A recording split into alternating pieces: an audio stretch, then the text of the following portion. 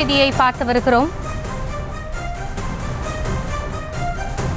CPM போட்டியிடும் தொகுதிகள் எவை என்று தகவல் வெளியாகி இருக்கிறது. முதலமைச்சர் மு க ஸ்டாலினுடன் மார்க்சிஸ்ட் கம்யூனிஸ்ட் குழுவினர் சந்திப்பு என்று தகவல் வெளியாக இருக்கிறது. திமுக கூட்டணியில் மார்க்சிஸ்ட் போட்டியிடும் தொகுதிகள் எவை என்று இன்று அறிவிக்கப்பட வாய்ப்பு உள்ளதாக தகவல் வெளியாகி இருக்கிறது. அது குறித்தான அண்மை செய்தியை பார்த்து வருகிறோம்.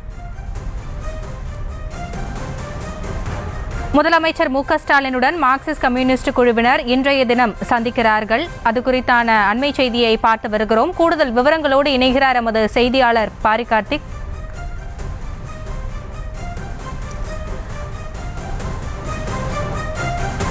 மார்க்சிஸ்ட் மற்றும் இந்திய கம்யூனிஸ்ட் கட்சிகளுக்கு தலா 2 தொகுதிகள் எண்ணிக்கை அளவில் ஒதுக்கப்பட்டிருந்த நிலையில் இன்றைய தினம் எந்தெந்த தொகுதிகளில் போட்டியிடப் போகின்றன என்ற ஒப்பந்தம் கையெழுத்தாகும் என்று முன்னதாகவே அறிவிக்கப்பட்ட நிலையில் எந்தெந்த தொகுதிகளில் கம்யூனிஸ்ட் கட்சிகள் போட்டியிடப் போகின்றன என்று இன்றைய தினம் ஒப்பந்தம் கையெழுத்தாக உள்ளது. இது குறித்த கூடுதல் விவரங்களோடு இணைகிறார் எமது செய்தியாளர் பாரி கார்த்திக். விவரங்கள்.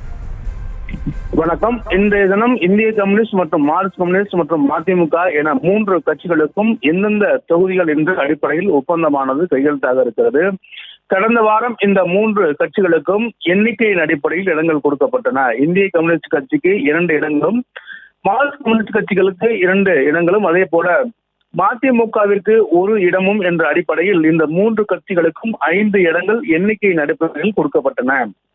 தொகுதிகள் குறிப்பிடாத போதும் வெறும் எண்ணிக்கையின் அடிப்படையிலே முதற்கட்டமாக இந்த ஒப்பந்தமானது கையெழுத்தானது. கடந்த 2019ஆம் ஆண்டு ஒதுக்கப்பட்ட தொகுதிகளின் எண்ணிக்கை அடிப்படையிலே இந்த முறையும் மார்க்சிஸ்ட் கம்யூனிஸ்ட் கட்சி, இந்திய கம்யூனிஸ்ட் கட்சி, மதிமுக என 3 கட்சிகளுக்கும் 5 தொகுதிகள் மொத்தமாக ஒதுக்கப்பட்ட நிலையில் இன்றைய தினம் இந்த 3 கட்சியும் அறிவாலயத்துக்கு வர இருக்கிறார்கள். அவர்கள் தமிழ்நாடு முதலமைச்சரும் திமுகவுடைய தலைவருமான திரு மு க ஸ்டாலின் அவர்கள் தலைமையில் தொகுதி ஒப்பந்தமும் கையெழுத்திடுகிறார்கள். தொகுதி ஒப்பந்தத்தின் அடிப்படையிலே இந்திய கம்யூனிஸ்ட் கட்சிக்கு கடந்த முறை ஒதுக்கிய திருப்பூர் மற்றும் நாகை என 2 தொகுதிகள் ஒதுக்கப்படும் என்றும் எதிர்பார்க்கப்படுகிறது.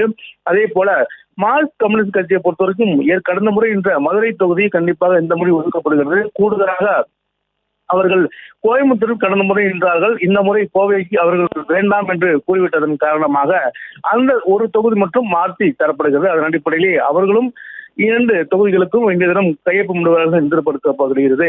அதன் அடிப்படையிலே மதிமுகவை பொறுத்தவரையும் கடந்த 2019ஆம் ஆண்டு ஈரோடு தொகுதியில் உதயசூரியன் சின்னத்தில் நின்று வெற்றி பெற்றார்கள். அதன் அடிப்படையிலே இந்த முறை அவர்களுக்கு திருச்சி தொகுதி ஒதுக்கப்பட்டிருப்பதாக தகவல் தெரிவிக்கப்படுகிறது. அதன் அடிப்படையிலே இன்றும் மதிமுக அந்த ஒரு தொகுதியை கையொப்பமிடுகிறார்கள். எனவே இந்த 3 கட்சிகளுக்குள்ளான தொகுதி ஒப்பந்தம் இன்றைய தினமே கையெழுத்தாகும் என்றும் எதிர்பார்க்கப்படும் நிலையில் இந்த 3 கட்சிகளுடனான இந்த பேச்சுவார்த்தை முடிவுற்ற பிறகு காங்கிரஸ் கட்சிக்கு 10 தொகுதிகள் ஒதுக்கப்பட்டிருக்கின்றன. அந்த 10 தொகுதியில் பாண்டிச்சேரி தவிர மீதம் இருக்கக்கூடிய 9 தொகுதிகள் அடையாளம் காணப்படவில்லை.